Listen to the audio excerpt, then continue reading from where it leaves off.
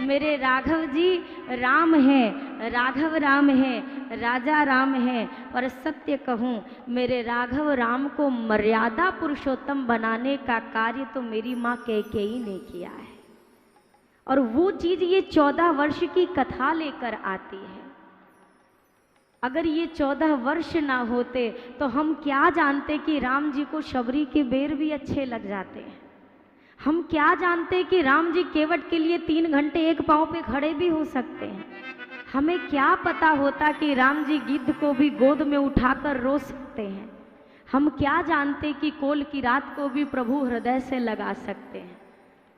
अपनों से प्रेम करना तो ये बाल कांड तक की कथा है, पर अपनों से दूर जाकर हर एक से प्रेम करना ये अयोध्या कांड के बाद शुरू हुआ है।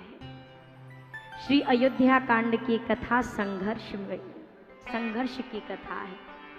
संघर्ष का मतलब ऐसा, जीवन में जब आपके परिस्थितियां आपके अनुकूल ना हो तब आपको कैसा व्यवहार करना चाहिए, ये सारी चीजें अवध कांड की कथा आपको बताएगी।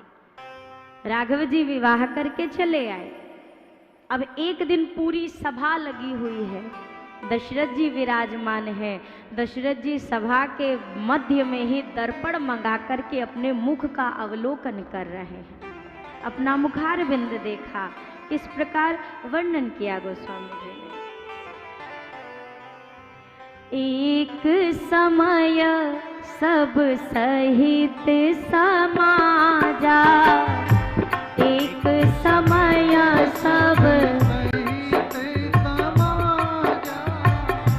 राजसभा रघुराज विराजा, राजसभा रघुराज विराजा, राय सुभाय मुकुर कर लीन्हा, राय सुभाय मुकुर कर लीन्हा, बदन की मुकुट सम कीन्हा, बदन बिलो की मुकुट सम कीन्हा, श्रवण समीप भये शितकेशा, श्रवण समीप भये शितकेशा, मनहु जरठ पनयस उपदेशा, मनहु जरठ पनयस उपदेशा, मनहु जरठ पनयस उपदेशा। एक समय सब सहित समाजा। एक बार श्री दशरथ जी महाराज सभा के मध्य में विराजमान, दर्पण मंगाकर मुख देखा। जब दशरथ जी ने आज अपने मुख का अवलोकन किया है, दशरथ जी को 2 चीजें दिखाई दी हैं। 2 बातें। कौन सी 2 बातें? दशरथ जी के समक्ष 2 परिस्थितियां। प्रथम, दशरथ जी ने जब दर्पण देखा तो क्या देखते हैं? मुकुट थोड़ा तिरछा हो गया है। जो राज मुकुट सुशोभित है वो तिरछा है, टेढ़ा है थोड़ा सा। दशरथ जी ने मुकुट को सम किया, मतलब बराबर किया, सीधा किया। आगे दशरथ जी को दूसरी स्थिति दिखाई दे। वो क्या? दशरथ जी ने देखा मेरे ये श्रवण के अर्थात कानों के पास के बाल श्वेत हो चुके हैं, सफेद हो चुके हैं। अब ये जो दूसरी परिस्थिति आई, इसमें श्री दशरथ जी महाराज ने उन सफेद श्वेत बालों से स्वयं में सुधार लाने का निर्णय लिया कि ये बाल मुझे कुछ संकेत कर रहे हैं। 2 परिस्थिति है। एक परिस्थिति को सुधारना अपने हाथ में है, सो उसका सुधार किया। दूसरी परिस्थिति है, दशरथ जी ने उसमें सुधार ना करके स्वयं में सुधार लाने का निर्णय लिया। मुकुट को सीधा करने का तात्पर्य समझिएगा। मैं कई बार निवेदन करती हूँ, कि जब आपके सिर पर मुकुट है तो मुकुट का मतलब एक सोने का आभूषण नहीं होता है। मुकुट का मतलब एक जिम्मेदारी होता है। जैसे पगड़ी का तात्पर्य व्यक्ति की मान सम्मान मर्यादा होता है, उसी प्रकार राज्य के राजा के सिर पर जो राज मुकुट होता है वो उस राज्य के प्रति उसके सिर पर रखी गई जिम्मेदारियां होती हैं। दशरथ जी ने देखा मुकुट तिरछा है, अर्थात मानो मुकुट संकेत कर रहा है दशरथ जी अब आप बूढ़े हो रहे हैं और वृद्धावस्था में अब इतना बड़ा भार आपके वृद्ध तन से उठने वाला नहीं है। दशरथ जी ने उस समय सीधा कर लिया। क्यों? क्योंकि जब तक कोई ऐसा अगला योग्य ना मिले जिसको मैं ये भार दे सकूं, तब तक तो मैं ही इस भार को उठाकर रखूंगा। योग्य मिलेगा सौंप दूंगा। इसलिए मुकुट तत्काल सीधा कर लिया। पर जब वो सफेद बालों पर निगाह पड़ी, अब दशरथ जी समझ गए ये तो कुछ कह रहे हैं। क्या कह रहे? मनहु जरठपन अस उपदेशा। मानो ये कह रहे दशरथ जी आपकी वृद्धावस्था आ गई है, ये मुझे उपदेश कर रहे हैं। दशरथ जी ने सफेद बालों से भी सीख ले ली और स्वयं में सुधार लाने का बिल्कुल दृढ़ निश्चय ले लिया। हम और आप, हमारे सबके साथ ये दो परिस्थितियां निश्चित आती हैं। एक परिस्थिति आती है जब शरीर कहता है अब मैं कोई भी जिम्मेदारी उठाने के योग्य नहीं रहा, मुझे मुक्त करो इस चीज से, पर हम तब भी जबरदस्ती उस पर लाद के घूमते हैं। दूसरी परिस्थिति आती है जब हमारे भी केश, हमारे भी बाल श्वेत होते हैं, पर हम उन श्वेत बालों को देखकर भी नहीं समझ पाते कि ये दस्तक है किस चीज की। पूरे इतने बड़े सर को छोड़ के वो बाल केवल कानों के पास के एरिया के बाल पहले सफेद होते हैं। जो प्राकृतिक तौर पर सफेद होते हैं मैं उनकी बात कर रही हूँ, जो बीमारी से सफेद हुए मैं उनकी बात नहीं कर रही। बीमारी वाले तो कहूँ से भी पक जाते हैं, पर जो एक समयानुसार वृद्धावस्था का जो संकेत लेकर आते हैं उसकी निशानी ये जो श्रवण के पास, कानों के पास का एरिया, यहाँ के बाल सफेद होने शुरू हो जाएंगे। क्यों? इतना बड़ा सर है, कहीं से शुरू हो जाए। पर मानो ऐसा वो सफेद बाल, वो सबसे कानों के पास यही एरिया होता है पूरे सिर में। वो बाल कानों में आकर कहते हैं भाई हम बाल हैं, हम तब से तेरे साथ हैं जब तू बाल था। अब तो हमने भी अपना रंग बदल दिया, पर तू अपना रंग कब बदलेगा? हम भी काले थे, काले से सफेद हो गए, अब तुम कब अपने जीवन की कालिमा का त्याग करके बेदाग जीवन जीना शुरू करोगे? अब तुम बताओ, तुम कब बदलोगे? बाल तो कह के चले जाते हैं, पर हम समझने वाले का है। भगवान एक बार खतरे की घंटी थोड़ी ना बजाते हैं। बुढ़ापा आया नहीं कि एक के बाद एक घंटी, एक के बाद एक नोटिस, एक के बाद एक नोटिस। एक नोटिस आई दिखना कम, एक नोटिस आई सुनना कम, एक नोटिस आई दांत सारे टाटा के चले गए, एक नोटिस आई शरीर ने काम करना बंद कर दिया। इतने सारे नोटिस को इग्नोर करते हैं तो भगवान कहते हैं भाई अब तू सीधा यमराज के हाथों अरेस्ट होके आएगा।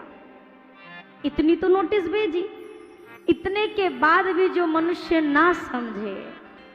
मैंने कल भी आपसे निवेदन किया, प्यास लगती है तो पनघट की याद आती है, लाज लगती है तो घूंघट की याद आती है, और कैसी अजीब कहानी है जिंदगी की, जब उम्र ढलती है तो मरघट की याद आती है।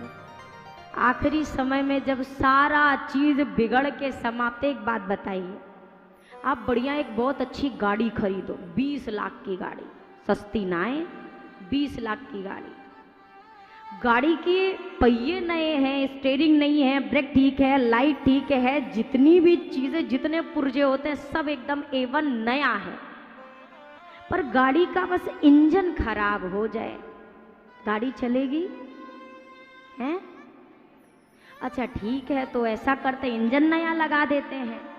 इंजन नया है, सारे पुर्जे खराब हैं, ब्रेक फेल है, लाइट कह रही हम देखेंगे नहीं, गाड़ी कह रही हम रुकेंगे नहीं, चक्के कह रहे हम चलेंगे नहीं। अब गाड़ी चलेगी? ये कब चलेगी? जब ये दोनों चीजें ठीक होंगी। ठीक उसी प्रकार समझिएगा, ये शरीर भी एक गाड़ी ही तो है।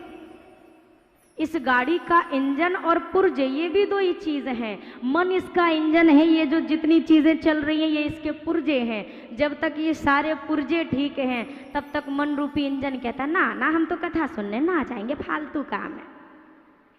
ये मन रूपी इंजन खराब। फिर एक समय आता है बुढ़ापा। अब बुढ़ापे में जब पलंग पे जाते तो इंजन ठीक हो जाता है। अब इंजन ठीक, और इंजन पुर्जों से कहता है चल उठ कथा में चलते हैं। तो पुर्जे कहते हैं तुम हमसे 2 मंजिल शिव मंदिर चढ़ने की बात करे, हमसे तो पलंग से उठ के पानी ना लिया जा रहा है, मैं कहाँ जाऊं कथा सुनने। अब होता क्या है, जब पुर्जा ठीक तो इंजन खराब, इंजन खराब तो पुर्जा ठीक। तो ये दोनों के ठीक रहने का जो बीच का समय है, इस समय जो अपने जीवन की गाड़ी को सही पटरी पर चला देता है ना, तो वो एक बुढ़ापे के समय में अपने सही लक्ष्य पर होता है। लोग कहते हैं अरे भजन करने से क्या होगा, हमें तो कोई भी काम दिखाई नहीं दे रहा है, भजन इतना करते हैं लाभ ही नहीं दिख रहा है। अब तो खैर मोबाइल का सिस्टम है, पर मोबाइल की भी बात करूं तो अलार्म, पहले घड़ियों में अलार्म भरा जाता था, आज अलार्म सेट करते हैं। आप जब अलार्म सेट करते हैं, क्या अलार्म तुरंत ही बजने लगता है उठो उठो उठो उठो?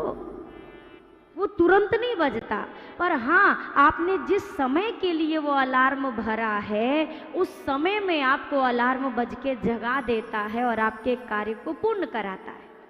ठीक उसी प्रकार ये जो भजन कर रहे हैं, आपको आज ऐसा लगता है कोई लाभ नहीं है, पर जिस वक्त इसका सही समय आएगा ये भजन अपना कार्य करेगा और हमें आपको हमारे लक्ष्य तक पहुंचाएगा। ये वही चीजें हैं वृद्धावस्था। और मैंने जैसा एक दिन पहले भी कहा, मनुष्य की 3 अवस्थाएं, बाल्यावस्था, युवावस्था और वृद्धावस्था। बचपने में मन लगता नहीं है, बचपन में तो खेल कूद इसमें, और कहते हैं बचपने में सारी ऊर्जा जो हमारे शरीर की होती है वो हमारे पैरों में होती है। बच्चों को आप एक जगह पे टिका नहीं देखेंगे, भागते रहेंगे, चलते रहेंगे, दौड़ते रहेंगे। बचपन में सारी एनर्जी, सारी ऊर्जा होती है पैरों में। हम युवा हुए, युवावस्था में ये सारी ऊर्जा प्रमाद का रूप लेती है, कुछ कर दिखाने का जोश होता है, क्या बना लूं, क्या कर दूं, क्या इकट्ठा कर लूं। आता है तीसरे नंबर पे बुढ़ापा।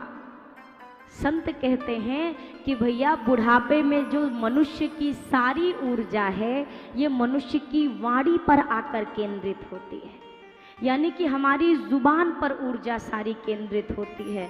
आप देखेंगे जैसे जैसे हम वृद्ध होते जाते हैं हमारा शरीर तो चलना बंद कर देता है, पर बोलने का स्वभाव बनता है। उस समय हम बोलते हैं, जिस चीज से नहीं भी मतलब है वो भी जानने की इच्छा होती है। ये क्यों हो रहा है, कोई आया है तो क्यों आया है, कब तक रहेगा, कहाँ जाएगा, किसका मित्र है, बोरी में क्या है, झोले में क्या लाए हो, शाम को कहाँ गए थे। हालांकि इन चीजों से कोई अर्थ नहीं निकलेगा, लेकिन संतों की कही बात कि उस समय मनुष्य की संपूर्ण ऊर्जा केंद्रित हो जाती है वाणी पे। तो उस समय जब मनुष्य शरीर से असहाय होता है, वाणी से प्रबल होता है।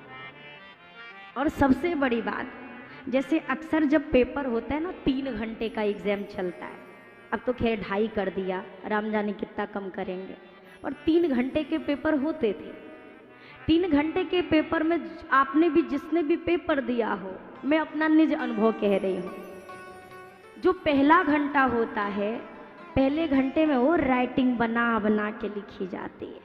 कितना सुंदर लिखे, ऐसा लगता है कि पहले ही पेज देखेगा एग्जामिनर और 100 में से 100 दे के पास करेगा, इतनी सुंदर राइटिंग बनती है।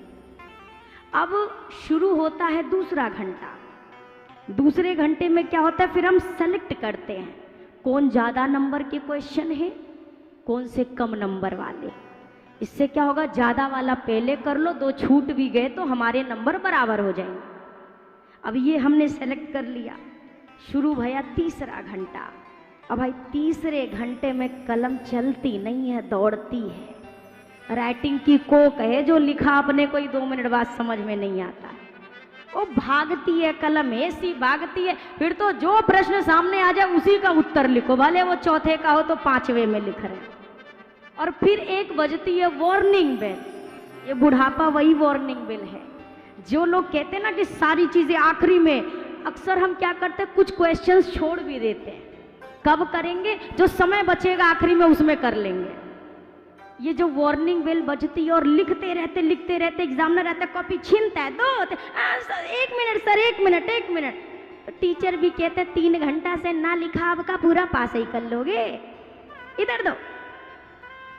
आंसर शीट जमा, क्वेश्चन पेपर थमा दिया, लो और घर जाओ। अब समझिएगा, 3 घंटे का ही आप इस 3 घंटे को मनुष्य की 3 अवस्था समझिए। पहला घंटा बचपना है, जब बड़े मौज से कटता है। दूसरा घंटा युवा अवस्था है, क्या फायदा है, क्या नुकसान है, कहाँ पे प्रॉफिट, कहाँ पे लॉस। अब बची हुई चीजें हम छोड़ देते हैं बुढ़ापे के लिए, इसको बाद में कर लेंगे। आता है तीसरा घंटा। अब तीसरे घंटे की शुरुआत में मनुष्य सोचता है जितना कुछ बचा कुचा है सब कर लो। इतना करते करते यमराज रूपी टीचर आते हैं, ये अंदर वाला जो प्राण का आंसर शीट है लिया, ये क्वेश्चन पेपर शरीर का छोड़ा, कॉपी जमा, जाओ राम नाम सत्य है, हो गई तुम्हारी जिंदगी पूरी। अब आपने क्या लिखा क्या नहीं लिखा ये आप जानो, यानी कि हमारे किए हुए कर्म। और दूसरी बात, आज भजन कम गाऊंगी, बहुत गाया है 5 दिन। दूसरी चीज अब आती है कर्म की चर्चा, कि कर्म क्या है। अब कर्म के अर्थ को समझिएगा, धर्म, अधर्म, कर्म, अकर्म, विकर्म। हम ये कैसे सुनिश्चित करेंगे कि हम जो कर रहे हैं वो धर्म है कि अधर्म है। हमें लगता है अगर हम पूजा पाठ कर रहे हैं ये धर्म है, सही बात, ये हम इसको धर्म की श्रेणी में रखते हैं, बिल्कुल है। पर एक चीज समझिएगा कि किसी भी कार्य को करने के पीछे का मोटिव सुनिश्चित करता है कि आप धर्म कर रहे हैं कि अधर्म कर रहे हैं। अगर धर्म करने के पीछे भी आपका उद्देश्य किसी को चोट पहुंचाना है, किसी की निंदा करनी है, किसी का अपमान करना है, तो आपका किया गया धर्म भी धर्म की कैटेगरी में आने वाला नहीं है। अगर आपने किसी की रक्षा के लिए एक झूठ बोल दिया, झूठ बोलना हम कहते हैं पाप है, पर हम देख रहे हैं कि हमारे एक झूठ से किसी के प्राण की रक्षा हो रही है, तो संतों ने कहा भैया वो एक झूठ भी उस वक्त पुण्य का कार्य करेगा, पुण्य का कार्य करेगा। अगर जैसे हम कहते हैं धैर्य धरना चाहिए, अब धैर्य तो धर लिया, पर धैर्य धरने के पीछे का उद्देश्य क्या है। जैसे आपके किसी अपने की निंदा हो रही है, बुराई हो रही है, पर आपने कहा हम तो धीरज धर के बैठे हैं। आपने यहाँ धीरज क्यों धरा? क्योंकि आपको उस निंदा से सुख मिल रहा है। आपको ये धैर्य धरने के पीछे का उद्देश्य बिल्कुल गलत है। यहाँ धीरज आपने इसलिए नहीं धरा है कि कुछ गलत ना हो जाए, आपने गलत सुनने के लिए ही धीरज धरा है। तो आपका ये रखा गया धैर्य भी धर्म की श्रेणी में आने वाला नहीं है। सीधी सी बात अगर आपसे चर्चा करूं, मैं सीधा आपको शिव विवाह की कथा पे ले जाऊं, जहां पर सती माँ का प्रसंग आया था। राजा दक्ष ने किया था यज्ञ, पर यज्ञ के पीछे उद्देश्य था शंकर जी का अपमान, तो वो धर्म का कार्य होते हुए भी संपन्न ना हो सका। तो सीधी सी बात है, जैसे आप ऐसे समझिए, चोर असली ना देखा, भगवान करे ना देखो, टीवी पे तो देखा ही होगा। चोर आता है बिल्कुल एकदम पैक पूक होके आता है, कोई आजकल तो सीसीटीवी का बवाल, सो मुंह ढक के इतनी सी आंखें दिखेंगे, पूरा पैक होके आता है अच्छे से। उसके हाथ में चाकू भी होता है, वो भी पैक होके आता है। और आपने ये भी देखा होगा जब एक डॉक्टर ऑपरेशन थिएटर में जाने लगता है, वो भी बढ़िया पूरा पैक पूक होके, वो तो और अच्छे से पैक होता है, बाल भी पैक, मास्क लगाए, केवल आंखें दिख रही हैं, हाथों में ग्लव्स, वो तो और अच्छे से पैक होता है। इनके हाथ में भी हथियार होते हैं। अब दोनों की वेशभूषा तो एक है। अच्छा, पेट चोर भी काटता है, पेट डॉक्टर साहब भी काटेंगे, पर दोनों के काटने के पीछे का उद्देश्य अलग है। चोर ये जो ढक ढुक के आया है, ये जो आया है, इसका उद्देश्य चोरी करने का है। ये पेट काटेगा, आपके प्राण लेने के लिए काटेगा। डॉक्टर साहब ये जो ढक के आए हुए हैं, ये डॉक्टर साहब आपका पेट काटेंगे, ये आपके प्राण की रक्षा के लिए काटेंगे। चोर पेट काटता है तो हम पुलिस स्टेशन जाते हैं, और अगर डॉक्टर पेट काटने को कहे तो हम ही पेपर पे साइन करते हैं। अगर हम मर भी गए तो डॉक्टर साहब का इसमें कोई भी नहीं, इनके ऊपर कोई दायित्व है। अब ये कार्य क्या है? कार्य दोनों का देखने में सिमिलर लग रहा है, पर दोनों के पीछे का उद्देश्य बहुत अलग है। एक का उद्देश्य जीवन लेना है, दूसरे का उद्देश्य जीवन देना है। बस यही बात सुनिश्चित करती है कि एक धर्म है और दूसरा अधर्म है। यही चीज है। एक कर्मनाशा नदी का नाम सुना है कभी? कर्मनाशा एक नदी है।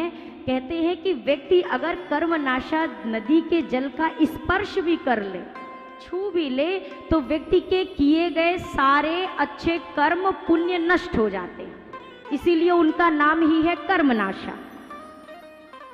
एक बार कर्मनाशा नदी के उस पार एक कन्या का विवाह होना था, और जो कुल पुरोहित थे वो कर्मनाशा के इस पार रहते थे। संयोग से नाव उस दिन ना आ सकी, तो उस पार के लोग इस पार जो आए थे निवेदन करने, बोला कि पंडित जी ऐसा है, आप हमारे साथ चलिए, बिटिया का विवाह करना है। पुरोहित जी ने कहा कि देखो नदी में नाव तो है नहीं, और मैं कर्मनाशा में नहीं उतरूंगा, नहीं तो मेरे सारे पुण्य ही नष्ट हो जाएंगे। तो अब क्या किया जाए? विवाह तो आज ही करना, आप हमारे कुल पुरोहित हैं। तो उस गांव का एक पहलवान था कन्या के तरफ का। पहलवान ने कहा, पुरोहित जी ऐसा करिए, आप मेरे कंधे पर बैठ जाइए, मैं नदी में उतरूंगा, आप मेरे कंधे पर बैठो, मैं आपको नदी पार करा देता हूं। ये बैठ गए, घुटने तक जलाया, कमर तक आया, यहाँ तक आया, गर्दन तक पहुंचा। करते करते एक जगह पहलवान का पैर लड़खड़ाया और 2 बूंद की कौन गए। पुरोहित जी ने पूरी लगा ली डुबकी, पूरा झमाझम भीगे। अब निकले उस पार, बहुत क्रोध हुआ, मेरे सारे कमाए हुए पुण्य नष्ट कर दिए, तुम लोगों की वजह से मेरे सारे सत्कर्म नष्ट हो गए, मेरा इतने दिन का कमाया पुण्य खत्म हो गया। एक व्यक्ति ने उसी में से कहा, हाथ जोड़कर निवेदन किया, महानुभाव एक निवेदन करूं, आप कहते हो कि आपका पुण्य कर्मनाशा में गिरने की वजह से नष्ट हुआ, पर मैं कहता हूं आपका पुण्य तो उसी समय नष्ट हो गया था जिस समय आपने इसके कंधे पर बैठना स्वीकार किया। आपने यही तो सोच के कंधे पर बैठना मंजूर किया कि मेरा पुण्य बच जाए, भले इसका पुण्य मिटे। तो जिस प्रकार आपके पुण्य का क्षय होगा नदी में उतरने से, उसी प्रकार इसके भी पुण्य का क्षय हुआ नदी में उतरने से। पर चूंकि आपने विचार कर लिया मेरे पुण्य की रक्षा के लिए अगर मुझे इसके पुण्य मिटाने पड़ जाएं तो इसमें कोई हानि नहीं है। तो महानुभाव गलती तो आपसे उसी पल हो चुकी है। ठीक उसी प्रकार मेरे भैया ये कर्म, ये हमारे धर्म और अधर्म की जो विवेचना है, ये हमारे कार्य करने के पीछे उद्देश्य पर निर्भर करती है।